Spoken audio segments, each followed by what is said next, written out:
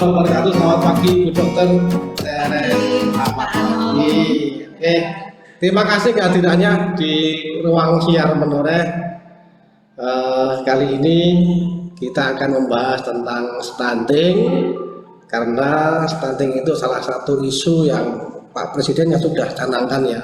Kita fokusnya salah satunya menurunkan stunting. Itu pesan ke semua kepala daerah itu. Iya, tapi kan yang secara teknis memahami stunting kan dari kesehatan, sehingga mungkin Bu Dokter bisa jelaskan kepada kami stunting itu apa gitu. Ya, oke. Ya, ini pengalaman pertama juga ini podcast ini. Wah. Ya, terima kasih diberi kesempatan. Justru bisa nanti langsung ke masyarakat juga. Iya. Stunting itu adalah kondisi ya, kondisi kekurangan gizi kronis yang terjadi ketika masih dalam kandungan sampai usia 2 tahun. Nah, sampai usia 2 tahun. Jadi ada masanya sejak dalam kandungan sampai usia 2 tahun. Itu kondisi gangguan gizi yang kronis. Jadi nggak tiba-tiba. Yang ditandai dengan kurva anak itu kurang dari 2 SD, 2 standar deviasi. Kemudian ditandai juga dengan kecerdasan yang tidak optimal. Nggak boleh bilang tidak cerdas ya. Tapi kan 2 tahun belum bisa dilihat cerdas tidaknya. Ya. Bisa juga ya? Belum. Belum. Ya mungkin secara psikologi ada tes-tes psikologi gitu ya. Gitu. Tetapi dengan tinggi badan yang bisa mencapai optimal sesuai umur, diharapkan otak itu juga tumbuh, karena kita kan nggak bisa lihat tuh otak itu tumbuh seperti apa gitu ya. Karena di usia 2 tahun sebenarnya otaknya itu volumenya sudah 80%. Jadi tidak boleh terlambat ketika pembentukan sampai perkembangan usia 2 tahun. Kemudian bisa juga ditandai dengan dia akan mudah terkena penyakit-penyakit tidak menular, hipertensi, diabetes. Nah, itu juga tidak bisa kita bilang 2 tahun tuh stunting. Nah, nanti bisa dilihatnya itu kalau dia sudah dewasa, 15 tahun kemudian, 20 tahun kemudian. Dampaknya baru dapat dilihat. Ya, jadi, oh ternyata dia itu stunting gitu. Lalu Dok, kan sesuatu itu selalu ada penyebabnya. Stunting itu kira-kira yang sering jadi sebab itu apa saja? Ada, menurut Dokter Tan ini ya, ini belajar dari ahli gizi masyarakat ya. Ada 5 penyebab. Yang pertama ini juga urutan waktu nih. Yang pertama itu ketika si ibu hamil, apakah dia kurang darah atau anemia? Apakah dia KEK, lingkar lengannya kecil, kurang dari 23,5, itu artinya dia kurang energi yang kronis juga. Dia kurang energi kronis, KEK. Nah, ibu ini berisiko melahirkan bayi-bayi yang kecil juga di DMR. Atau ketika ibu ini anemia, bayi yang dikandungnya itu juga karena ketika dikandung itu kan terjadi pembentukan organ tubuh ya, jantung, ginjal, hati, semuanya. Itu ketika anemia, bisa saja itu tidak sempurna, sehingga ketika dewasa dia mudah terkena hipertensi, diabetes, seperti itu. Kemudian, itu yang pertama ketika hamil. Kemudian saat lahir, saat lahir ini, bayi ini langsung diperkenalkan dengan puting susu ibunya atau tidak, namanya IMD, inisiasi menyusui dini. Itu memperkenalkan bayi kepada ibu supaya punya perlekatan. Nyusunya nanti bisa benar. Nah, biasanya kalau gagal di sini akan gagal di pemberian ASI eksklusif. Jadi setelah IMD, nah ini perlu juga ini. ASI eksklusif itu sampai dengan 6 bulan. 6 bulan sejak lahir sampai dengan 6 bulan. ASI eksklusif tidak boleh diberi makanan lain selain ASI. Apakah cukup untuk bayi? Ya, cukup. Dari penelitian itu sudah cukup sampai 6 bulan itu sangat cukup. Dulu 4 bulan ya, sekarang 6 bulan. 6 bulan. Ya, justru sebelum 6 bulan tuh nggak boleh dikasih yang lain karena masih Jadi bayi itu sampai 6 bulan cukup ASI ya. cukup ASI. Secara kesehatan sudah memenuhi gizi, Ya. secara ekonomi irit sebenarnya. Iya. Yang penting ibunya makan cukup. Makan yang bergizi. cukup. Ya, Jadi sebenarnya yang perlu diperhatikan itu gizi bagi ibunya. gizi bagi ibu. Oke. Jadi satu tadi karena apa? Ibu hamil. Ibu hamil, yang Ya, kedua kemudian ketika lahir lahir, sampai dengan ketika lahir dulu saja. Ketika DMD, lahir. inisiasi Oke. menyusui dini itu peran nakes sangat besar. Harus sabar karena butuh waktu 1 jam itu untuk supaya bayi itu ketika lahir tidak boleh dimandikan dulu. Kalau sudah dimandikan berarti itu bukan IMD nanti. Taruh di perut ibunya, nanti bayinya itu akan merangkak mencari puting susu ibunya sebelum mandi. sebelum dimandikan. Ya karena dia biasanya akan berhasil dalam waktu 1 jam biasanya paling lama itu. Kenapa dia berhasil? Karena areola mame, areola payudara yang coklat itu baunya seperti air ketuban. Jadi kalau sudah dimandikan, bersesuaian ya. Ya. Jadi mudah mencarinya. ya dia akan mencari jari-jarinya itu kan masih kena air ketuban. Jadi kalau dia dimandikan mungkin akan gagal. Ya kalau belum mandi dia sendiri masih aromanya air ketuban, dia akan mencari ke yang aromanya sama. Ada lagi tidak penyebab yang lain ya? Ya itu nanti setelah ASI, Ya. kemudian MPASI, makanan pendamping ASI. Ya, makanan pendamping ASI. Diberikan setelah 6 bulan. Bukan berarti ASI berhenti, karena itu pendamping. Oh ya, hanya pendamping, yang pokok tetap ASI. Yang pokok tetap ASI. ASI Berarti ASI sampai dengan 2 tahun. sampai 2 tahun. Sampai dengan 2 tahun. Tapi setelah 6 bulan boleh ada makanan pendamping. Nah, makanan pendamping ini seperti apa kriteria yang bagus untuk balita gitu ya. Makanan pendamping ASI ini juga ada syarat-syaratnya ya, karena bayi kan beralih dari yang cair nanti menjadi ketika sudah 1 tahun menjadi makanan keluarga. Teksturnya sudah sama dengan orang dewasa. Tetapi harus bertahap dari cair, becek dulu, baru lunak seperti itu ya. Dan ya, jadi harus bertahap. Karena lambung harus penyesuaian. Ya, harus penyesuaian. Teksturnya harus tepat supaya nggak stres juga. Ya. Dia karena peralihan, dia belajar ya. Dia belajar.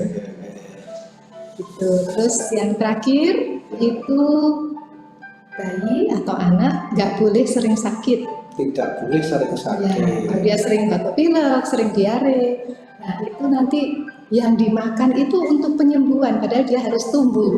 Jadi energi yang masuk hanya untuk menyembuhkan penyakit. Ya. Tidak bisa tumbuh karena energi habis untuk Ya. menyembuhkan penyakit. Nah, jadi 5 itu hal yang penting yang memang harus diatasi ya untuk Oke. mencegah stunting. Nah, kalau sekarang Bu Dokter, ciri-cirinya bisa dikenali nggak ya anak ini stunting atau tidak, itu bisa nggak dikenali dari yang kasat mata gitu? Tadi yang kecerdasan kan harus ahlinya ya, psikolog misalnya. Tapi fisik misalnya. Fisik itu ya kita hanya bisa berharap dia tingginya itu tumbuh sesuai umurnya, sesuai kurvanya. Karena semua balita harus sesuai itu. Ada buku namanya apa? Buku KIA. Buku KIA. Dia sudah ada standar ideal pertumbuhan anak. Dia harus minimal standar ya. Ya, anak balita ya bawah 5 tahun harus mengikuti standar itu. Setelah balita mungkin ya sudah beda-beda karena pengaruh hormon. Tapi kalau ini sampai 5 tahun harus mengikuti standar itu. Nah, yang balita ini kalau dia tidak sesuai standar, kita cemasnya jangan-jangan otaknya kurang nutrisi, kurang gizi. Karena kita tidak bisa melihat otaknya tumbuhnya seperti apa. Tidak kasat mata. Ya, sampai umur 2 tahun 80% volume otak sudah terlanjur terbentuk. Setelah 2 tahun mau diintervensi dengan makan apapun udah terlambat. Bagi Uta sudah nggak begitu Sudah efektif ya, nggak. termasuk saya makan bergizi pun nggak mudah pinter ya. Nah, yang 20%, tapi tetap kita tidak bisa mengabaikan, oh ternyata dia nggak sesuai ya umurnya. Ya. Nah, tetap harus diintervensi sampai umur 5 tahun yang 20%-nya itu Ya, dengan edukasi, stimulasi dan edukasi. Jadi tetap supaya dia tetap apa ya, yang memang tidak bisa ngejar yang 80, tapi yang 20 itu jangan didiamkan juga gitu. Iya. Oke, Bu Dokter, kalau stunting kan begitu apa ya, menjadi perhatian banyak pihak gitu.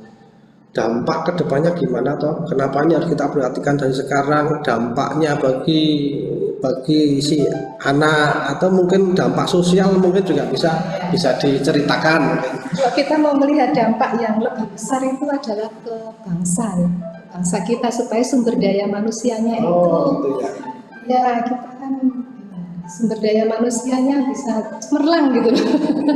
Karena kita Ya, ini kan anak-anak kita yang sekarang ini balita, kan 40 tahun yang akan datang dia yang akan memimpin set bangsa itu. bangsa. Kalau dia sekarang pun bisa stunting, Ya, dia nanti mungkin bisa kurang cerdas gitu ya. ya, ya. Nah, makanya kasihan bangsa ini. Kalau tadi Kasihan dia juga. Iya, kalau tadi yang dampak kesehatannya kan dia mudah terkena penyakit tidak menular, ya. Tapi dampak sosialnya ternyata bagi bangsa dan negara ini.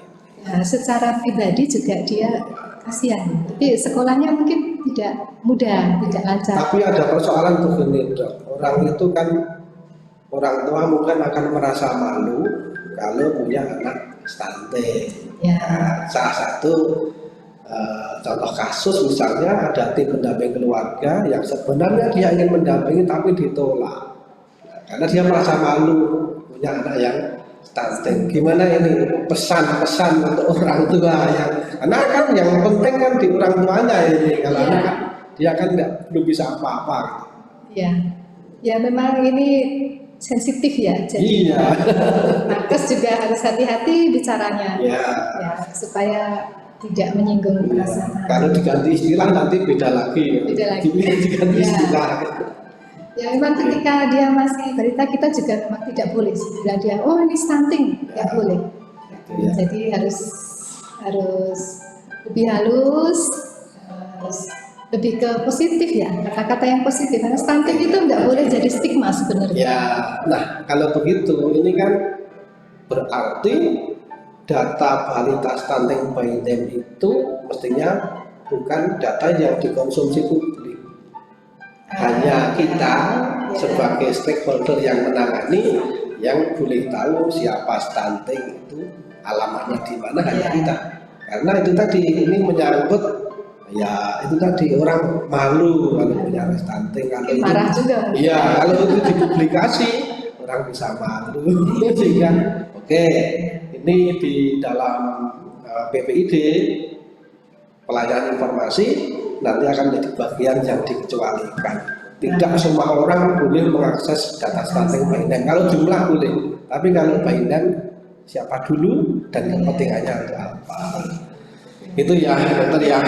Oke, terkait dengan ini stunting itu, kapan kita memulai mengantisipasi stunting ya? Jadi stunting itu kapan kita harus memperhatikan fase-fase yang kita perhatikan terhadap perkembangan manusia. Ya, ada 2 fase Ya. yang bisa diintervensi, yaitu fase pertama itu sebelum anak itu lahir, Ya. dan yang kedua adalah setelah lahir. Sebelum lahir itu adalah untuk ibu hamil, dan jauh sedikit sebelum itu adalah remaja putri. Terlalu jauh ya, masih remaja putri harus sudah persiapan kalau sampai nanti punya stunting. Oke. Ya, karena remaja putri harus disiapkan, jangan sampai mereka anemia. Anemia itu apa? Anemia itu kurang darah. Kurang darah. HB-nya kurang dari 12. Kurang dari anemia itu HB-nya kurang dari 12. Ya. Oke. Nah, kalau mereka anemia, hamil, berisiko lagi anaknya bisa punya risiko stunting. Jadi sejak remaja putri itu sudah harus disiapkan bahwa mereka itu nanti akan menjadi ibu yang harus siap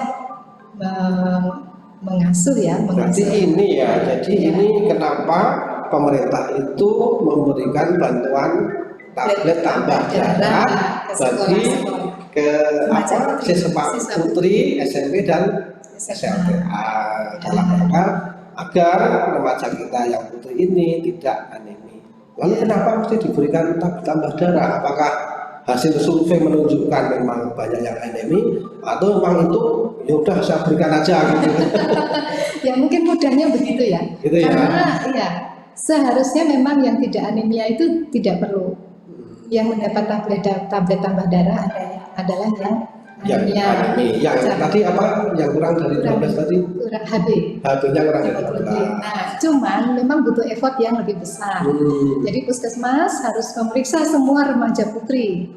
Nah, itu kan juga butuh biaya ya untuk pemeriksaan laboratorium. Nah, jadi mereka yang anemia mendapatkan tablet tambah darah. Tetapi karena remaja putri itu kan juga sudah mulai menstruasi, mereka kan mengeluarkan darah. Jadi ini untuk mengantisipasi, mencegah jangan sampai mereka anemia, juga mereka akhirnya semua diberikan tablet tambah darah. Dan ini gratis ya? Gratis dari pemerintah untuk masyarakat. Ya. Mungkin Dok, kenapa terjadi kurang ya besi tadi? Kenapa? Kenapa terjadi itu? Gitu? Ya mungkin karena makan. Anak-anak kita sekarang makannya seperti apa coba? Ya mereka sepertinya tidak yang praktis gitu ya. Instan, minuman manis, teh segala itu kan mereka sudah. Berarti apa makanan yang secara kesehatan bagus bagi remaja putri itu kira-kira seperti apa Dok? Bisa dijelaskan biar nanti masyarakat bisa. Sebenarnya semua hampir sama ya, semuanya harap tahu ada yang namanya isi piringku. Isi piringku ya, isi piringku itu kan sebenarnya sudah lengkap di dalamnya, itu gizi seimbang. Bagaimana kita harus makan, bahwa garis besarnya begini gambarannya. Dalam satu piring itu ada dibagi dua, separuh itu sayur dan buah. Separuh itu sayur dan buah, nggak dihitung kuahnya ya? Daunnya saja. Daunnya. Kemudian seperempatnya itu nasi, seperempatnya lagi sayur, itu yang separuhnya tadi. Seperempatnya lagi lauk. Ya, lauk diharapkan setiap makan ada protein hewani. Sayur kan orang desa itu masak sayur pepaya, itu berarti sayur sekaligus buah ya? Jangan, itu sayur pepaya 2 kates gitu. Ya. Kemudian yang penting lagi tadi setelah remaja putri adalah ibu hamil. Ada hal yang baru, dulu ibu hamil itu selama kehamilan periksa minimal 4 kali. Sekarang harus 6 kali. Harus 6 kali. Hamil itu kan 9 bulan. Dibagi 3 fase. Trimester 1, 3 bulan pertama, 3 bulan kedua, dan 3 bulan ketiga. Di 3 bulan pertama itu ibu hamil harus periksa setidaknya 2 kali. Di 3 bulan kedua atau trimester 2 itu 1 kali. Di 3 bulan terakhir itu 3 kali. Dan sekarang karena mendekati persalinan. Nah itu sekarang ibu hamil itu harus ketemu dokter, diperiksa oleh dokter selama kehamilannya setidaknya 2 kali, yaitu di pemeriksaan pertama dia datang dan pemeriksaan kelima. Ini ya saya baru tahu ya, saya punya anak 3 tapi nggak tahu itu dulu periksa berapa kali. Perlu, berarti suami perlu tahu itu. Iya, perlu tahu. Itu minimal loh ya. Minimal ya. Oke, ya, jadi sebenarnya kurang darah itu bisa diantisipasi dengan pola makan ya Dok ya. Cuma remaja kita ini kan sepertinya kok susah ya makan sayur ya. Sehingga pemerintah pun masih harus menutupi persoalan ini dengan tablet tambah darah. Iya. Oke. Sekarang ini Dok, kalau sudah terjadi stunting itu kan tadi antisipasi ya. Nah, sebelum terjadi sejak remaja putri, ketika hamil. Nah, kalau sudah ternyata dengan antisipasi ternyata harus terjadi stunting, apa yang Bisa terjadi stunting. bisa kan? Nah, apa yang akan kita lakukan? Ya, kalau stunting tadi kan akibatnya adalah kecerdasan yang kurang, Kecerdasan yang tidak optimal ya. Ya. Nah, mungkin ada hal-hal lain yang bisa dikembangkan, bukan dari sisi apa ya, bukan dari sisi yang saya potong dulu, kecerdasan yang kurang ya. Ya. Jangan-jangan kita ini banyaknya stunting ini. IQ ya. Ya. Oh, ya. Oke, lanjut Dok. Mungkin perlu ada hal-hal lain yang bisa dioptimalkan selain kecerdasan itu. Mungkin bakat-bakat tertentu, mungkin dia lebih ke arah melukis, olahraga. Ya. Jadi lebih ke kecerdasan yang tidak kognitif. Ya, jadi tetap tidak boleh putus asa. Oke. Jadi stunting itu sebenarnya kondisi yang tidak menetap, artinya tetap bisa ditangani ya. Bisa ditangani, tapi dia tidak reversibel ya. Kalau sudah terlanjur, gimana? Sudah terlanjur di usia 2 tahun, 80% otak terbentuk, sudah terlambat. Berarti ada limit waktunya. Ada limit waktu. Kalau mau menangani stunting itu maksimal sampai dia usia 2 tahun. Setelah 2 tahun ini ya. PR pemerintah ini mestinya kita yang bertugas menangani stunting ini harus gerak cepat mestinya. Jadi ketika ditemukan satu kasus stunting, ya jangan nunggu sekarang rapat dulu, kemudian pendataan, kemudian ada pelatihan. Nah ini nanti 2 tahun akan terlewati. Harus gerak cepat mestinya kan. Ya. Sebenarnya yang harus langsung digerak cepatnya itu ada di, kalau tadi kan harusnya sudah menjadi rutinitas ya. Anak-anak remaja putri minum tablet tambah darah, ibu hamil periksa 5 kali, anak-anak posyandu rutin. Nah, ketika di posyandu itu dia tidak naik berat badannya, nah itu yang harus segera diintervensi supaya dia tidak menjadi keberlanjutan dan tinggi badan. Kalau kan pertama itu pasti akan berat badan dulu yang turun. Nah, nanti sudah berat badan nggak naik 3 kali 3 bulan, tinggi badannya berhenti. Tinggi badannya mulai terdampak. Nah, jadi ketika dia tidak naik 1 kali saja, itu sudah harus jadi perhatian para kader sebenarnya di posyandu. Entah lapor bidanya, supaya orang tua mendapatkan edukasi. Makanya kita punya program safari posyandu. Di kita kerja kita hitung berapa balita yang tidak naik. Itu kan bonding bagi orang tua dan para kader. Itu ya. Oke, bisa tidak diceritakan Dok kondisi stunting di Kalibawang? Kondisi terakhir misalnya berapa kasus atau berapa persen atau bagaimana? Ya. Sebenarnya kasus itu turun ya dari tahun ke tahun, bersyukur ya. Dulu itu 27%. Pernah 27%. Yang balitanya untuk terakhir tahun ini adalah 13%. Ya, untuk baduta lebih kecil lagi ya, lebih kecil itu 9%. Itu untuk yang stunting. Nah, tentang tadi kan penyebab stunting itu kan beberapa faktor ya.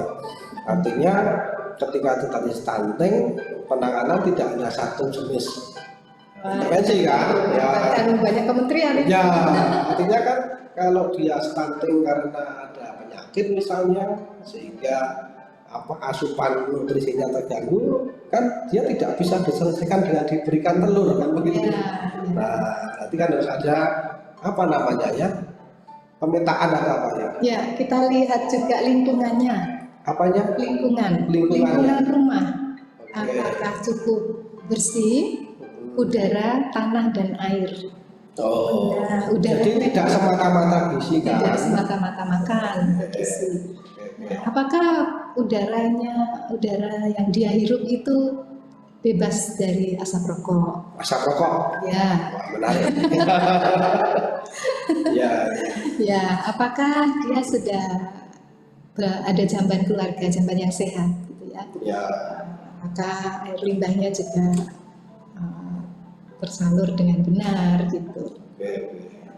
Ya, kalau jamban sehat saya kira banyak ya bantuan jamban sehat itu. Ya. Tapi kalau namanya mengatur orang merokok, itu yang susah. Ya, ya. Kalau jamban sehat sudah anggarkan saja selesai kan. Tapi kalau mengatur orang merokok itu nggak pakai anggaran sebenarnya. Tapi susah. Mengganggu kenikmatan. Oh, iya.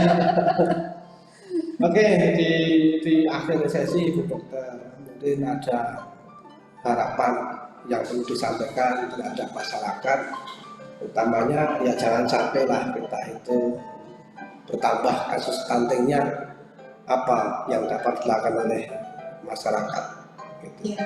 Garis besar saja lah. Ya, yang sangat dibutuhkan adalah peran dari masyarakat sendiri, yaitu macam-macam ya, peran dari kader, dari orang tua sendiri, Bahkan orang tua lebih penting ya, Iya. daripada puskesmas. Benar, Ya. kan orang tua harus punya Ya. pemahaman yang benar, Ya. tidak termakan hoax ya. Jadi harus benar-benar, oh stunting itu ini bagaimana saya mencegahnya, bagaimana saya mengasuh anak, bagaimana saya ketika menyusui tidak sambil HP-an, itu sangat penting juga. Ya. Tidak sambil nonton TV. Nah, semua perhatian itu benar-benar terarah pada anak. Kita simpulkan ya Dok ya, ketika kita hari ini stunting itu ada, stunting itu dapat diantisipasi, dan kalaupun terpaksa sudah terjadi dapat ditangani. Namun ada limit waktunya sampai maksimal 2 tahun. Nah, semoga di Kalibawang ini nanti proses percepatan penurunan stunting dapat berjalan dengan baik, tentu dengan dikawal oleh Bu Dokter dan tim yang ada di Kapanewon. Ya. Terima kasih Bu Dokter Tere atas kehadiran pagi ini. Kita berbincang-bincang di ruang siar, kita bicara tentang stunting. Nah, mudah-mudahan bisa memberikan manfaat kepada masyarakat, dan ke depan kami harapkan kehadiran lagi Bu Dokter memberikan pencerahan, penyuluhan kepada masyarakat. Ya. Terima kasih. Terima kasih Pak Anom kesempatan yang diberikan.